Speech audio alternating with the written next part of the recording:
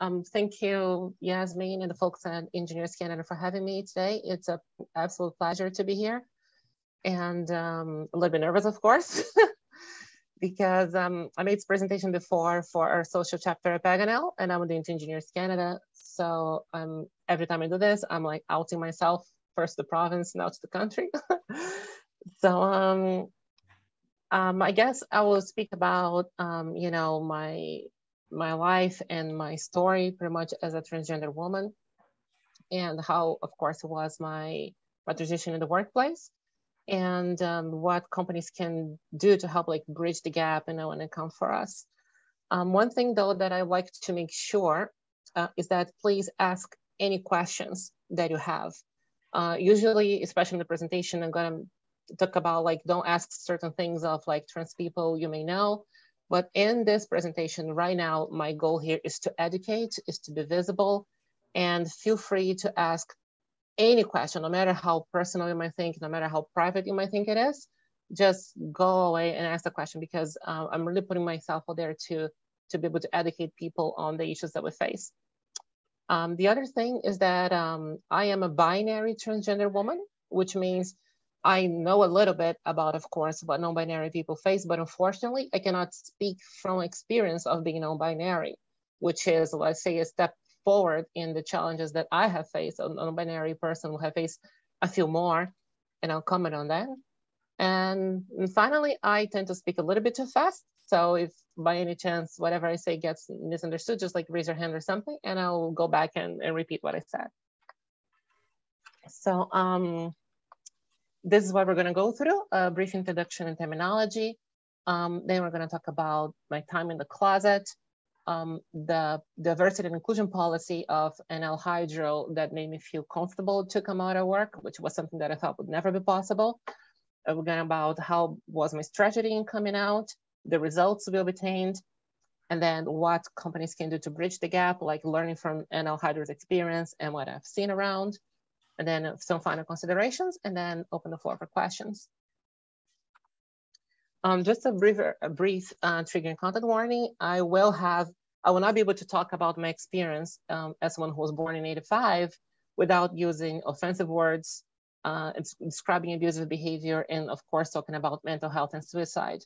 So we will touch on some heavy topics.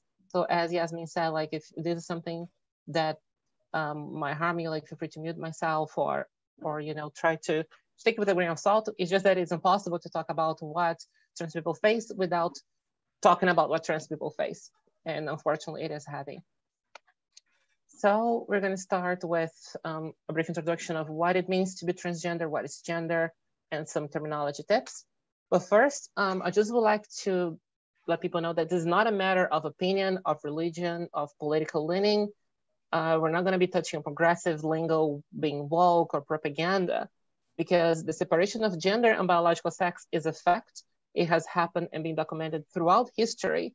And even in the cultures that preceded us and that led us to our current thinking, when you make something a sin, you are recognizing that it exists. When you ban something, when something becomes taboo, it's because it exists. And some of these religious practices have been very harmful to us and all of us trans and gender non-conforming people. And I will mention some of these practices in this presentation. Again, this is not a jab on Islamism or Christianism. It's just that I have been oppressed, for lack of a better word, by these practices, and we need to touch base on that. So just some small statistics and facts. Sometimes people think of trans people in the same umbrella as the rest of the LGBTQ+ community. But just as I mentioned that before, that non-binary people will have like a step forward on like more challenges than I would have faced. We trans people face more challenges than the LGBT portion of the community faces. So right now we are roughly 0.5% of the population globally. The Statistics Canada released the census in Canada. We're 0.4 as far as you can tell. So 22 to 43% of trans people have had attempted suicide or have thought about suicide in their lifetimes. 2/3 of trans youth reports having had recent self-harm. And trans people are twice as likely to think about or attempting suicide in the general lesbian, gay, bisexual, or the other part of the LGBTQ plus community that is not related to gender, but to sexuality. However, I believe these statistics, and this is my opinion, but I believe these statistics to be grossly underrepresenting us, because as an example, this is a graph of the percentage of the population who are left-handed from 1900 to 1976. In the 1900s, when they started tracking it, it was like 2 to 4% of the population. Whereas nowadays, after being left-handed, stopped being a stigma, and left-handed people can just go about their lives without, you know, being afraid of be doomed to hell. We are between 10 and 12% of the population. So I expect something very similar to happen to these statistics once being transgender or even gay, lesbian, or bi, or having anything with sexuality. I think those statistics will increase. And one thing that I like to ground is to move from percentages to numbers. So Engineers Canada, according to their 2019 membership report, has about 305,000, road employees amid members. And according to the statistics that we have at hand right now of about 0.5%, that means of all our members right now, we have 1,500 transgender members or gender non-conforming. And right now, in the most recent report, we have around 800 or so that marked as not marking any specific gender, male or female. So we have a lot of us, which was my case up until recently, is still in the closet. And that's why I think it's important, because it's only when people feel safe is that they will be able to come out, you know, and start living as who they are without putting their families in jeopardy, without putting their livelihoods in jeopardy. And that's exactly what happened to me. But we'll be talking about transgender, gender nonconforming. And one question that I want to ask you all today is, what is gender? How can we tell someone's gender? When we look at a person, do we instantly assume their gender because of their hand length, because of their lack or their presence of facial hair, because of the way they speak, their voice? It is because they lack or because of they have breasts? It is because of the way they dress? Or would it be because of their body language? We can even go a little bit deeper and think likes and dislikes. And if you really think about it, is it a skirt on a sign that would define a gender? Or the color pink? Or even the color blue? You will note that I've never mentioned here genitalia, because when we look at someone out in our lives, we don't assume, we don't see their genitalia. We cannot tell what they have between their legs. We can only infer. And that inference is done through all of these things that are listed on the slide and even more. So this is what something that some organizations call the gender-bred person, in which all these disciplines come together to form a person's self, how they see themselves through the identity, who they are attracted to, their genitalia, of course, where their biology, where their bodies will grow to be, and everything compounds an expression. So for example, for gender identity, you can have more womanness or lack thereof, manness or lack thereof. That expression can be more feminine or more masculine. And the secondary sex characteristics, which is what we'll see, like broad shoulders, facial hair, breasts, voice, would tend towards femaleness or maleness. But all those things are different than each other. A gender identity doesn't mean their expression. For example, there are lesbians who are completely identify themselves as women, and you will note that I hate this term identifies, but I'll use it for now, just for the sake of understanding. They are not men at all, although their expression, that gender expression, is mostly masculine. And you can have just cisgender women, and by cisgender I mean someone whose gender and sex align. Some cisgender women themselves may be very masculine and may be attracted to men. So that does not mean that any of those traits correlate to one another in any specific way. There can be trans people attracted to men and women. There can be cis people attracted to men and women. There are more masculine people who are cisgender and transgender, straight or gay, and so on and so forth. That's what the gender-bread person means. And this is important to understand that gender does not correlate to genitalia, and that the genitalia that someone is assigned at birth will largely dictate how they are brought up. So all this social constructs and characteristics that will allow other people to infer that person's gender will come because of an imposition based on the genitalia, but they don't necessarily correlate. Sometimes that imposition will fail, and sometimes that upbringing, despite being based on the genitalia, will not catch, and people will have that inner sensation that we cannot put our finger on, that something is wrong. And that's when that happens, you will have a transgender person. So here are some terminology suggestions. So in this specific case, we will be talking about a transgender man. And what it means is that someone who was assigned female at birth, but is a man. And please note that it didn't say identify as a man. I said someone assigned female at birth who is a man. So you would say he is transgender, not he is a transgender, or that he transgendered as a verb. You would say that he transitioned a few years ago, or that just he transitioned. You wouldn't say that he changed genders. The same way, he is a man. So if you need to refer to a time before his transition, you would say when he presented as a woman, or when he presented as a girl, or before he transitioned. You would never say when he was a girl or when he became a boy, because we are who we are. And despite some fluidity that some people experience, we never, ended our time as one gender and then boom, now we're clocking time in as the other gender. Please remember that gender and sexual orientations are not the same. And do not ask about surgeries or private parts or any kind of procedure unless you feel that the person gave you that opening. And of course, don't be afraid to ask.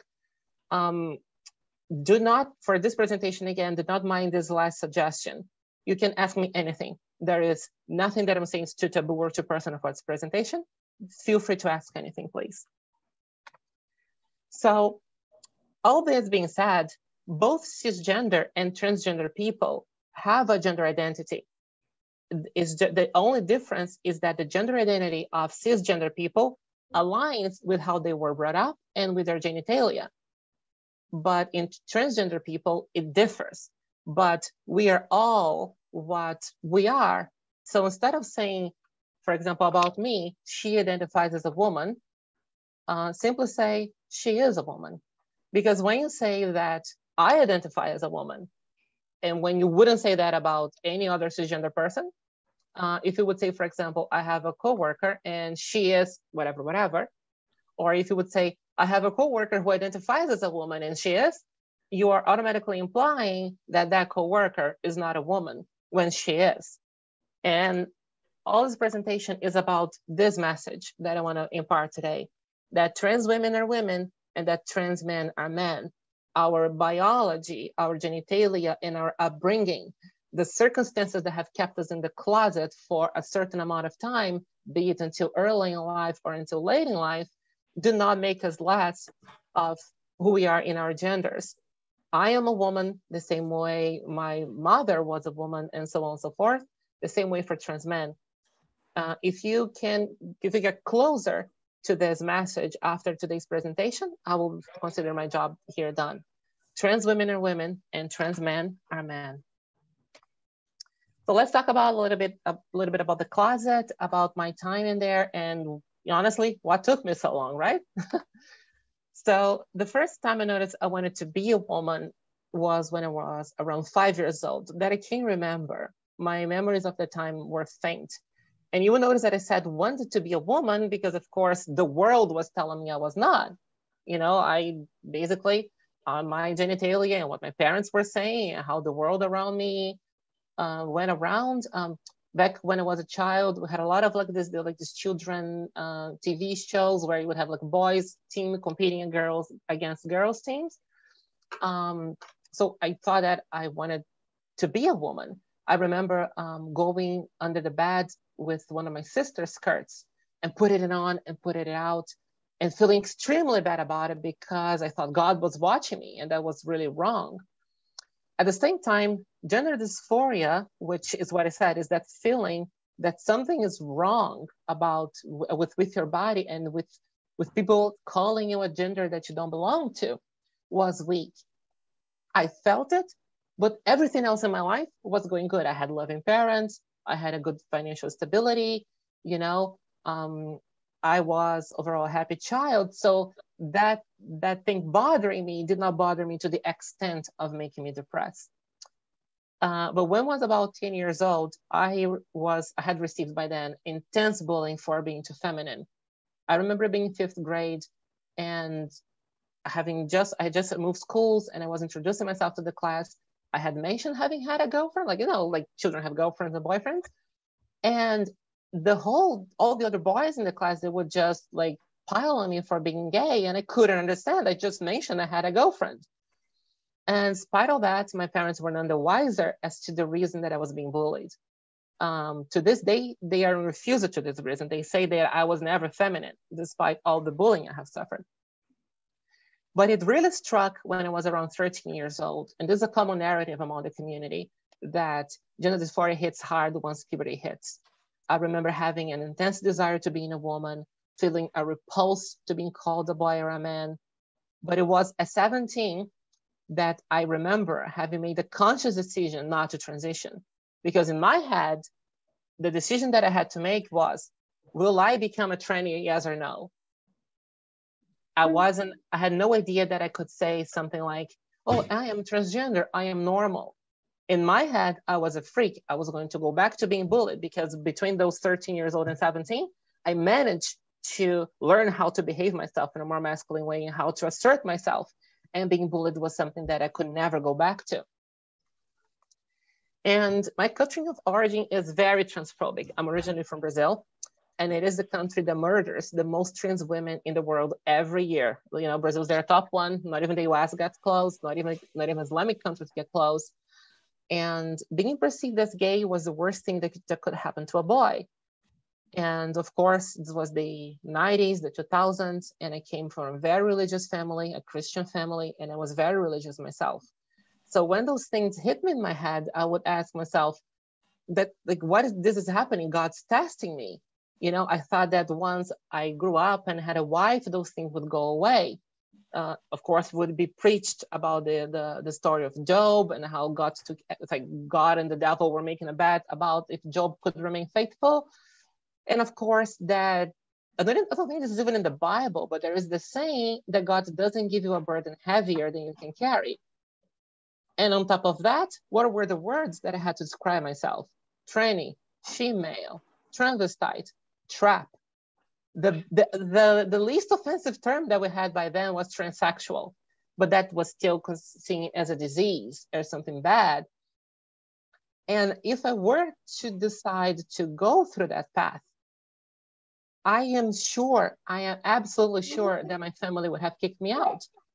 Like maybe my mother would have eventually like taken me back in to support me, but my father would never ever accept it. And we'll see later on why is that. So I would have had two career options, and that's how this ties in this presentation. My career options would either be prostitution or maybe hairdresser. Because in Brazil at the time, sometimes you would go to beauty salons, I would go to them with my mom, and you would see sometimes trans women as hairdressers. Those were the ones who managed to make it out of prostitution. There was no other way. And on top of that, I was attracted to women. So I would think to myself, who becomes a trainee to be a lesbian? No one does that. Like, and that would not like get that in my head, because you would think that trans women are just like top gay. You would have a hierarchy of acceptability, right? It was very common back in the day. Oh, I have nothing against gay people if they're not too visible, if they're not too flamboyant. So a man who likes a man and both behave in a very masculine way, that is fine. A feminine man who likes a man, no, you got to keep it to yourself. And if you're really, really gay, then you're a trans woman. That's how the information that I had back then was. But I would like to tie back to what I just said, that my options were prostitution or hairdresser. So in here, we're talking around 2002, 2003. Fast forward over a decade. And in the United States, as of to 2015, roughly 0.6% of cisgender women have engaged in sex work. And again, I like it to translate from percentages to numbers because it gives like a good feeling of what this means. So roughly in the US, roughly 1 in every 200 cisgender women have engaged in sex work. And again, I have nothing against sex workers as long as it's voluntary. I honestly don't think personally that someone should be judged or that sex work is a worse occupation than any of our occupations. But when someone sees that as the only resort, that's where the problem lies. When it comes to transgender women though, 15% of them have engaged in sex work. And to put it in perspective with the 0.6%, that's 1 in 7. Like I tear up when I think about that. 1 in 7 of us in the US, has had to resort to sex work. And when you consider Black trans women and trans women of color, that's 50%, that's 1 in 2. So this is why I'm being visible right now, because I really want these numbers to go down. Sorry. So before immigrating, in my early adulthood, I was in full efforts to immigrate to Canada. I got married really early. My spouse and I got married when we were both 21. I had just started university, and we knew we didn't want to stay in Brazil. And mind you, I still thought that transition was impossible. I just wanted a better life. We just want a better life for ourselves to escape all the other host of issues that Brazil has. In engineering school and in the working environment, horseplay and bullying were extremely common. Like I remember being in school and everything the guys did was to stay in front of the engineering building, looking at women and making gay jokes about each other or talking about soccer. That's it. That's all men would talk about amongst themselves. It was horrible. And always with incredible disrespect for trans and LGBTQ plus people. And once I arrived in Canada, when I was 30 years old, I'm now 36, about to turn 37 in a month. We needed to establish ourselves here. And despite there being indications that the culture here was different, there was also several indications that it was still transphobic. When you look at movies, TV, we were still the butts of jokes. You look at, for example, Friends, Chandler's father is still being made the butt of every joke. Nowadays, in very recent years, we have Dave Chappelle, Rick Gervais, and then a host of others punching down on us as butts of joke. And so, I had no reason to think that despite LGB, and notice I'm not putting the T here, was being accepted and there would be a widespread acceptance in Canada, I thought that when transgender people and gender nonconforming people were concerned, that acceptance would go down the drain.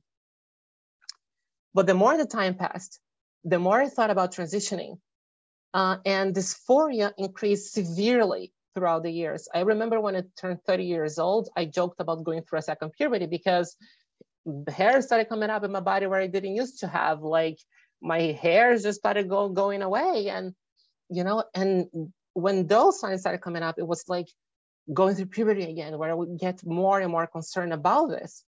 But I thought it would be completely impossible and unachievable. I thought it would ruin my life if I chose to transition. I would end my marriage. I would lose my family. I would, and again, end my marriage not because my partner would not want to do this. That's not the case. Like you will see that they were very accepting of me. But I thought that I wouldn't be able to keep a job, and their mother would not be accept me, and their mother depends on us. But then I joined NL Hydro in 2018, and I'm not meaning to grovel. I am going to say some very good things about my employer. They are far from a perfect employer, but when it comes to their diversity and inclusion program, in my case, they were extremely successful. So I joined NL Hydro in February 2018, and immediately I saw all the inclusive workplace posters. But of course, when I saw the rainbow flags, I thought to myself, it's just for gay people. It's not for trans people. And then Pink Shirt Day was a thing. I was surprised to see all this cisgender men, engineers, proud of their masculinity, wearing pink. This would never have happened in Brazil before. Our new president at the time, Jennifer Williams, she joined the Diversity and Inclusion Committee as the corporate sponsor. And I was like, my God, our president is really invested in this. There was then the Bring Your Whole Self to Work campaign, the Fight Mental Health Stigma campaign. And then there were pride flags being raised and rainbow mansions being painted. And then in 2019, about almost a little bit before 2 years after I had joined, a focus on trans allyship in our Diversity and Inclusion Week. At that time, I learned that people were supposed to use whatever bathrooms they wanted, that no discrimination would be accepted. There was training on pronouns. Our leadership started including their pronouns in their email signatures all over the place. And that really surprised me and actually upset me, because I wanted to put she, her in my email signature, and I couldn't yet because I was in the closet, right? So as time passed and I was exposed to more and more about the policy, as I talked to people and tried to gauge their feelings, I felt like that I would not lose my job. I felt that if I faced any kind of prejudice, I would have people in management, and if required all the way up to our president, that I would have that support to face that prejudice. My job would not be on the line, especially the job that I fought so hard to get here. So on June 9th, 2020, I came out to my spouse, and they were amazing. You know, they were my first strong pillar of support. In August 2020, to my friends, who are also Canadian friends, Brazilian ones, I made a clean on my Facebook. I removed every single one from my Facebook page that I thought would not be accepting of me. I just kept the ones that I knew would be accepting of me. And then to my family, despite their awful reactions. And then there was only work left. So I decided, you know what, let's get it at work. So around August 2020, I started telling some of my closest coworkers, those that I consider friends. And in October, I had recently moved to the position that I'm in now. I'm a plant engineer in a thermal power plant, the Holyrood Thermal Generating Station. My plan, because of this recent change of roles, was to wait at least a year so I could get established here. But a few months or weeks after I joined, I had a conversation with a friend where I told him, this is the last step coming out of work. Once I come out of work, it will be done. And but actually what I said was, once I come out of work, my old self will be dead. You know, like there was nothing more. Like I will be here, you know, happy, and my full self, I won't have to hide anymore. And it was October. I had 3 weeks annual leave, 45 days from then. So there was a prime opportunity that if I could get things in motion, I could like take leverage of this fact and get done and be fully out and not have to pretend and hide anymore. So I met with my manager and I came out to him, and it was one of the best experiences ever, because I was, in the end, like it's something trans people face, is the guilt of transitioning, because we think, oh my God, my family's going to get upset. My spouse is going to get upset. My employer is going to get upset. My friends are going to get upset. So at some time I told him, I'm so sorry for putting the company through this. And he told me, by all means, it doesn't compare to what you were going through and the pain of having to hide. And of course I teared up, you know, and it was COVID. I couldn't even give him a hug. So shortly after that, and through WebEx, like it dropped a bomb on our HR representative. But eventually we came up with a plan, which was to notify the rest of human resources and the company's executive. And after that, we drafted a short communique of a few paragraphs to the managers of every single part of the company that I had worked with or would work with. And then we would send this communique to the managers and let the managers communicate down to their teams. This communique would be sent a week before my leave, so the managers and people in executive would have a chance to ask any questions if they needed, sorry. And it was great because several of these people in these positions came to me to offer the support, to congratulate me. You know, I felt extremely, extremely well. And I also had I was actually worried about, you know, the tradespeople, because they have certain levels of protection that sometimes put them in conflict with the employer. And I was afraid that the state protections could allow some of them to be discriminatory against me without facing any backlash. But as it happened, the president of the union himself came into my office and offered his support. That floored me. I was absolutely surprised with that because, you know, with his support, I knew that anyone that had any kind of prejudice against me, any kind of bias against me, would be chastised and would face the repercussions if they came to insist on those behaviors. HR provided support and clarifications as needed during my absence. And I addressed vendors myself. Like a week before my leave, I just sent them all a mass email and, you know, of course, got replies back. And 3 weeks later, I was going to come back as my full self. So I went on vacations on November 30th and came back to work on December 1st, 2020. The timing is not unintended. That would allow me to come back when there was the least amount of possible people at work. But still, I expected people getting my name and pronouns wrong, some opposition to my use of the women's bathroom, rubbernecks, which would be like somebody passing by me or my office and doing the, you know, like stretching their necks, and some side glances and contained sneers. I do know that HR had to jump on someone who was doing like some, you know, unwelcome jokes while I was away, but I never got to hear any of that. Instead, what I got was pouring support for most people in management before I left. They actually threw the trans pride flag, the pink, blue, and white one, from the company's mast. And I was really, really excited to take a picture with it once I came back. But we are on the edge of the North Atlantic and the wind's transphobic. It was winter and the flag was done with by the time I came back. But upon my return, I was very surprised because 90% of people just pretended nothing had happened. I got into the elevator and somebody got in the elevator with me. It was just the two of us who could because of COVID restrictions at the time. And she looked at me and said, "Oh, hi, Valerie. How are your vacations?" And then I answered and I said, "Oh, what are your plans for Christmas?" And then I answered and I said, "Okay, bye." And, you know, we went about our merry way. I was walking to my office and then people in the hallway, "Oh, hi, Valerie, welcome back." And that was it. 90% of people just pretended nothing had changed at all and just got my name and my pronouns right, you know, and everything was amazing. And those who didn't actually came to talk to me about it and show me support and said how happy they were. So in the end, it was a complete shock to everyone involved in the process, not only me, but also the managers and also human resources. I did not notice any rubbernecks, no nearing, no odd looks, and no jokes. I'm not saying this didn't happen. I just saying if they happened, if they were done in a way that I could not perceive it.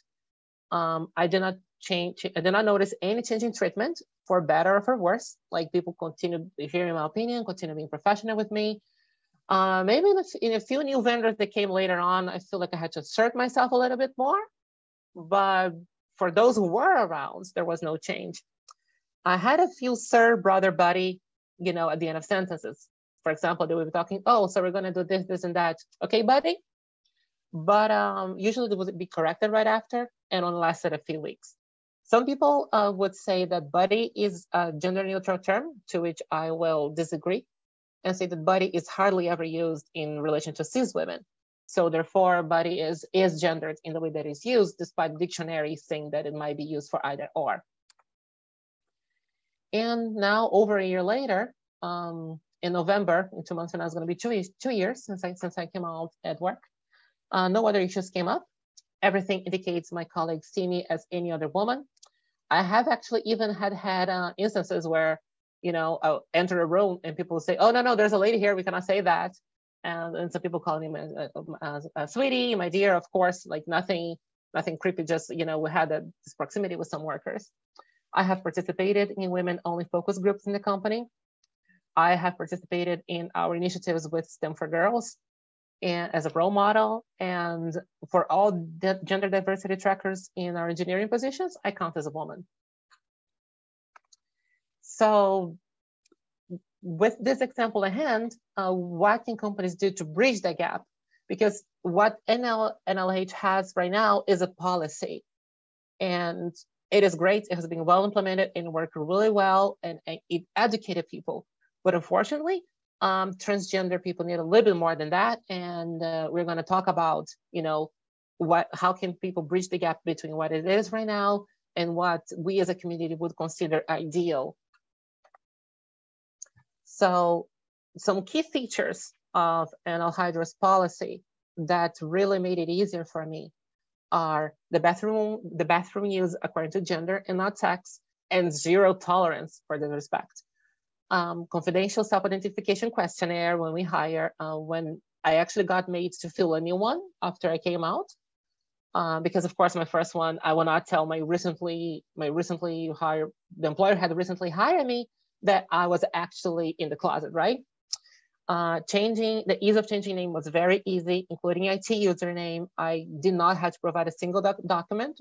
Of course, eventually I did because of tax purposes, but they didn't require me to provide any kind of a name change certificate or any kind of bureaucratic step before them allowing me to change my name. Of course, they do not tolerate any disrespect. There is a lot of emphasis overall in bringing your whole self to work. The training in diversity and inclusion and respectful workplace is mandatory, and refreshers are also mandatory. And they receive a lot of flexibility for treatments, for gender affirming treatments that are not covered by public health or by our health insurance. And when I needed to take paid sick days from a surgery, there was no excessive gatekeeping. All I needed was a doctor's notice, and that was it. So there is this organization called the Work Professional Association for Transgender Health.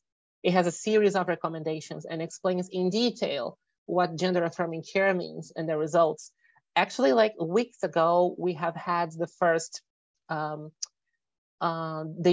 new issue of the standards of care. It is kind of a technical document, but I recommend anyone that is involved with a transgender child or transgender themselves to take it a good read. The health insurance for NL Hydro doesn't cover any of the recommendations of WPATH. So anything that I need to do, I would need to pay out of pocket because public health covers very little. It covers only the gender affirming surgery, and everything else is outright denied or gate capped. And this is a strategy sometimes they do. They say, oh, we will cover something if you meet this impossible criteria, which means actually that they don't cover anything. And private medical transition is extremely expensive. We're talking about on the orders of $40,000 to $50,000 to do everything that someone my age would need to do. And it is a medical necessity. I cannot explain to a cisgender person how important, how much more in my body, how happier I feel nowadays than when I first came out. When I first came out, there was a constant doubt and fear, and all those things that I was repressing of looking myself in the mirror, they came crashing down. And honestly, mirrors became dread because I could not bear myself to look like, no, I would have the constant reminder, you're not a woman, you're not a woman, you're not a woman, just by looking at myself. And nowadays, that is gone. I'm not saying that I don't have any dysphoria anymore, it still happens, but it doesn't compare to what I felt, like recently after I came out. And as an example for voice training, I have, NL Newfoundland covers voice training, but I got on the list on September 2020 and I'm still waiting. So I got alone in my car during lunch break for 6 months with informal online resources. I went away and on and did it because I was spending my money on something else and I couldn't afford like a private speech therapist. And I think I'm pretty happy with the result that I have obtained now. But can you imagine if I was doing this presentation with no video and you were hearing the voice of a man? Or the perceived voice of a man, because my voice, despite of how it sounds, is not the voice of a man. And can you imagine the hassle would have at work dealing with if I called someone for the first time and somebody said, yes, mister, So yeah, voice training is very important. And I only felt comfortable to come out of work, other than all those things that I have listed, once I was comfortable with how my voice sounded.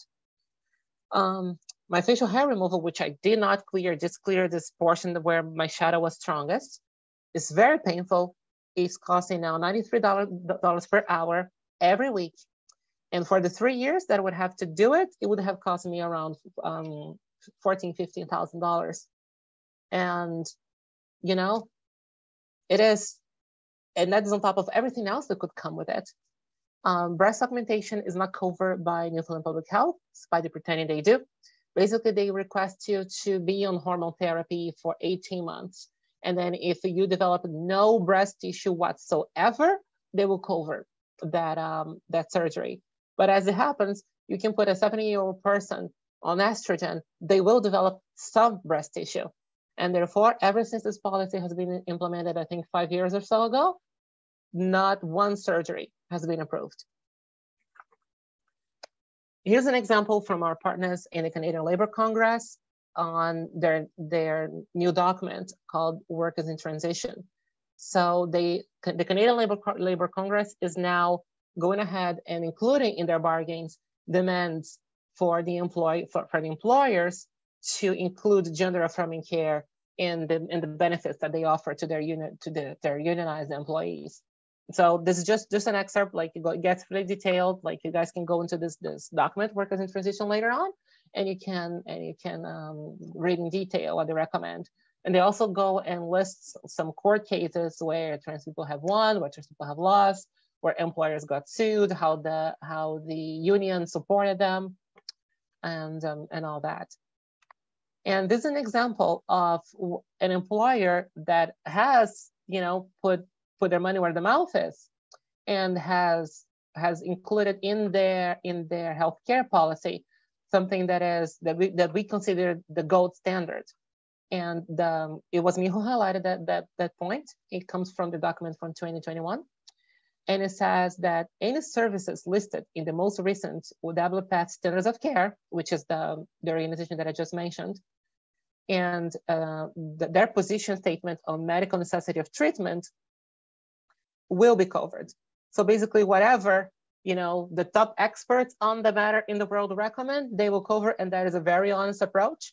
There's no gatekeeping, there's no, you know, making exceptions, there's no saying this is medical necessary, this is aesthetical.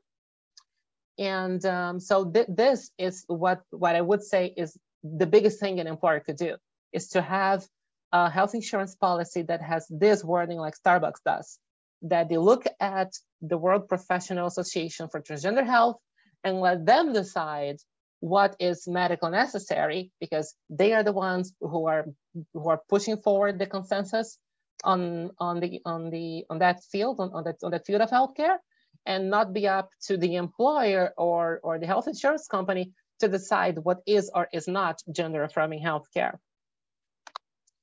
And I think that, you know, we are here in 30 by 30, so we all know that diversity and inclusion is a business case.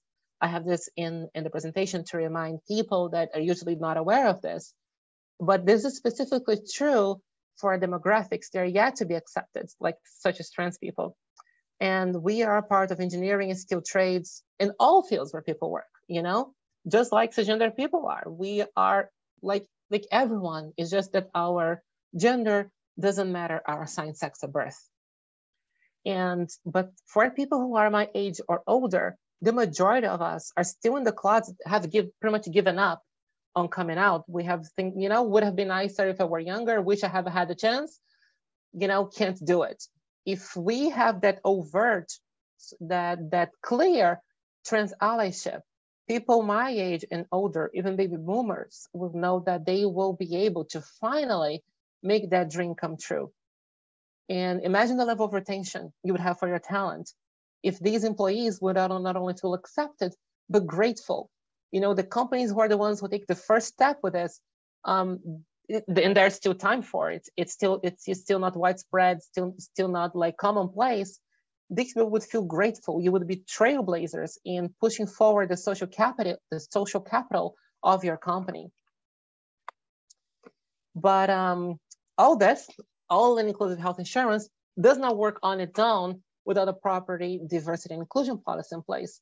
Imagine if someone can have whatever procedures they need covered, but they don't have an accepting workplace to come back to. So this is a twofold approach. We need the health insurance, but you also need the policy. And a policy costs very little to implement and maintain. And in general, not only for transgender people, businesses should strive to eliminate any bias, conscious and unconscious, from their workforce. And having this bias-free workplace, it is a lifeline when other aspects of life present obstacles. Like I said, my family still struggles with it, whereas, not having to worry about work, it makes me be able to actually enjoy having transition, to live my life, and to just go about my day-to-day business like anyone else would, because that's what we want in the end, is just to go about their business and their pursuit of happiness like anyone else. So as a start, if your companies already don't have something in line, this is something to implement as a start. Do not impose any restrictions for name change. Sometimes, of course, yes, especially with tax-related stuff, you need to preserve a legal name. But for all day-to-day communications, emails and stuff, like if people need to change their name, let them change their name. Let them use the bathroom, however, according to their gender, and protect their right to use that bathroom. There is a resource. It is from the Human Rights Commission, and it's called Transition in the Workplace, I think. I have it later on in the presentation, where it has a guide of what employers can do with employees who are not accepting of others. Like, you will accommodate the person with a bias, not the person who's suffering the bias. Remind and observe with your employees the Transgender Day of Visibility on March 31st and the Transgender Day of Remembrance on November 20th. Basically, the Day of Visibility is for people, is for like to celebrate, being transgender, like we're here, we exist. And the November 20th date is to remember, like, we're still being killed all around the world, like, as I said, in Brazil. So we mourn those that suffered and died and had, their lives destroyed for the sake of being transgender. And when you displayed overall LGBTQ plus support, remember to emphasize trans allyship. And these are just simple ways you can do it. If you're painting crosswalks, you have the rainbow flag crosswalk, but also one with a trans flag crosswalk. And this is the Progress Pride flag. It remembers trans people and people of color in the LGBTQ plus community. And whenever you would fly a pride flag, if you fly this one, you will be making that assertion that is not only about quote unquote gay people, but also about, the whole community, everything that the acronym means. So here's some resources. If you want to check this out later on, like, you can take a screenshot or something, because I figured pasting links would make no sense. So the first one is Transgender Inclusion in the Workplace, which is from the Human Rights Campaign, this one that I just mentioned. The Standards of Care from the World Professional Association for Transgender Health. The Ontario Human Rights Commission has a best practices checklist for employers. And the Canadian Labour Congress has a document that I mentioned, Workers in Transition. And of course, this is not everything. This is just some that I came across and I found very helpful. So just some final considerations, because I know we're running out of time. I only came out myself after establishing myself in a place of privilege, because despite being transgender, I managed to immigrate to a safe and socially advanced country, to be working for a trans-friendly company where I wouldn't be just, tossed on the sidewalk if I came out. I am a permanent employee, which means that it wouldn't be so simple for someone to fire me if that was the case. I was also a high performer. I had built a good reputation for myself in the company and with management. So I knew that me coming out of the closet and letting me go wouldn't be taken so lightly. And this is the most important one. I am no one service provider. In my position, I only deal with either NL Hydro, and every other company that I deal with are providing a service to ourselves, which means that I only deal with vendors. So if any of them had any bias against me, they will lose their business. And the way things are in NL Hydro, they will lose contracts even.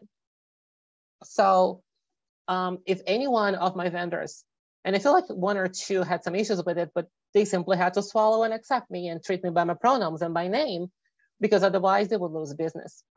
And not only that, also a very important thing, I am right now with my voice and the way I look, conforming to a cisnormative expectation of how a woman is supposed to look.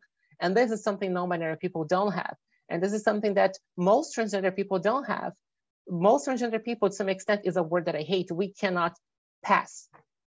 And if I had here my voice, or if I had the huge Adam's apple, or if I had anything else, that would, as we say, clock me out, I believe that my acceptance and people's ease with my name and pronouns would have been much harder. And because I only came, and once I came out, I was ready to come and pass.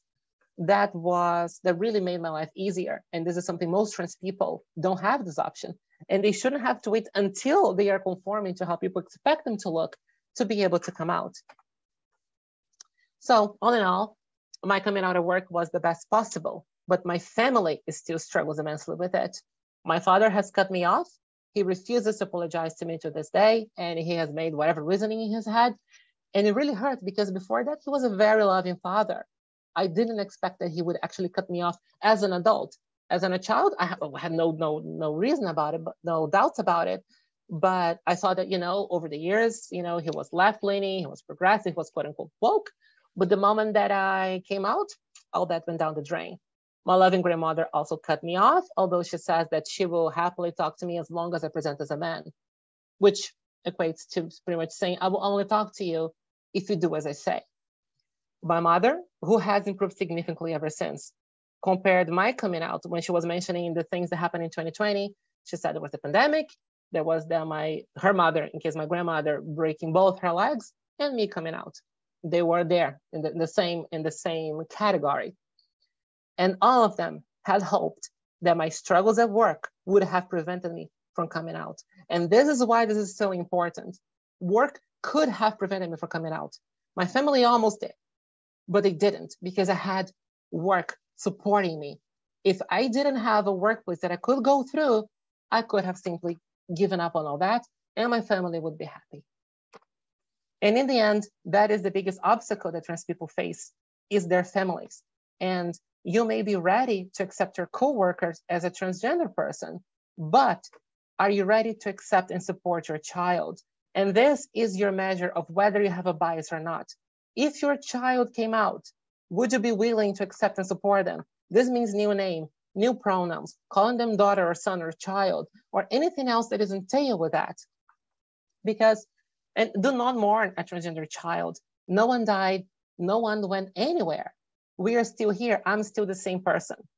Whatever issues for happiness or joy my parents have, they're still here. But except now they will have to say that about their daughter once they once thought about their son. And if I had a supporting family, and that is true with every single one of us, everyone who transitions late, it was never the first time they came to think about this. A supporting family will allow a trans person to transition before they even reach the job market. And I do hope that by doing this, what I'm doing right now, transitioning the workplace will be something the companies no longer have to worry about, because every single trans person out there will have come out before they even reach the job market. But still, several older millennials and millennials are still in the closet, even baby boomers. Company support is a lifeline, as I have shown in my relationship, through my family and everything that happened to me. And Hydro was there for every step of the way, and I'm really thankful for that. And keep in mind that your family members, including children and parents, may need your support. And the final message is that trans women are women, trans men are men. This is what I'd like to take from this presentation today. Thank you very much. And if you have any questions, just shoot away. And remember, ask anything.